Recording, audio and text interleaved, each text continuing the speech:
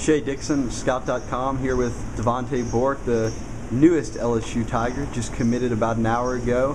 I guess, Davante, take us through the commitment itself, when you got to sit down with Coach Miles and what was said. He kind of basically told me that I was, a special kid, and he was going, no matter what choice I made, that he was going to always treat me like, one of his own. So, it kind of made me feel special, for the past few days for the LSU camp. I kind of, did a lot of thinking at night, and, it just, made me feel that, Texas A&M wasn't, the right fit for me, and I just wasn't used to being, with a lot of Texas people, because it just felt funny just looking around and not knowing nobody there, you never know if your parents are going to be there or what. At least I know if I'm here, that my parents are going to most likely be here to every home game.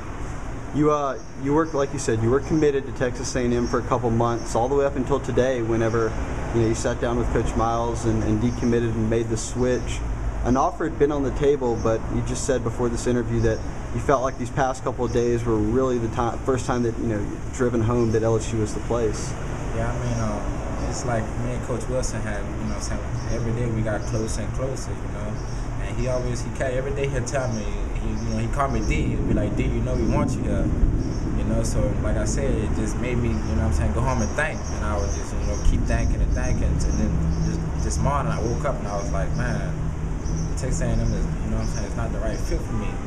So, like Traven and Lamar, Lewis and Cavaria, stay right on my Facebook, put purple and gold, and I'll be thinking, I'll be like, man, and it kind of, it hit me one day. So I was like, I think I need to change my mind, I feel that I made the right, right decision. You mentioned those guys. You're first cousins with Cavera and then pretty close with Lamar and Traven, both Brobridge guys. How did that come into play? I don't know. To be honest, they kind of stayed on top of me. They said, if because we all, going in at the same, as the same class in 2012, so. They always talking about, we can win national championship at the national championship, and every college football team's dream is to win a national championship. But, like I tell them, we got to make sure that we're on top of our books, to make sure that we're eligible to play, in any bowl game or any, football game. In the beginning, you were a bit worried about academics, and you've really kind of set your mind to this summer, getting in the classroom and making things right. Catch everybody up on, I guess, what your plan is going forward. I leave in like 4 days to go to Jackson, Mississippi, and I'll be there for like 6 to 8 weeks.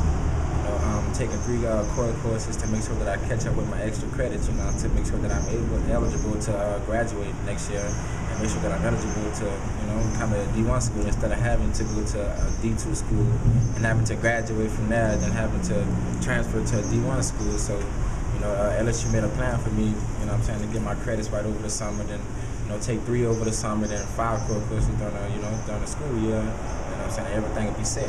So now that you're kind of back on track to get qualified, you can focus on football. You're kind of a mixed prospect. Some people thought you might be a wide receiver, but you stuck with running back, and now in the end, LSU's only going to take one running back in this class, and it's you. What was the conversation like between you and Frank Wilson about that? We sat in his office, and he kind of showed me like some plays on the board of like how they would use me.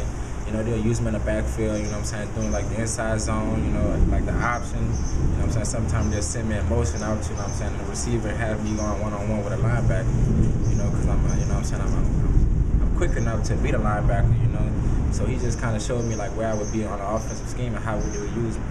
And you were happy with everything that was said? Yeah, very happy. Now, I guess closing out, you're the 14th member of this class, 13 guys are from Louisiana. You talked about kind of that Texas vibe, that you were more of a Louisiana kid. What does it mean to join a class so strong here at home?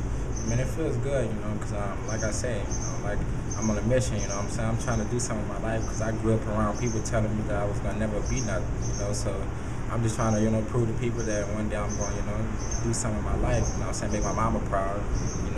My grandfather passed away when I was 13 years old, and he always wanted me to do something in my life, so I'm just trying to make my family proud of me.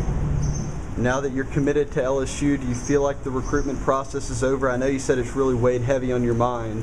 I mean, it's to be honest, it's over with. You know, because now it's time for me to focus on my academics. You know, to make sure that I'm prepared to and ready to not having to go D2 or nothing like that. So I want just go straight D1. I'm just trying to do something good in my life.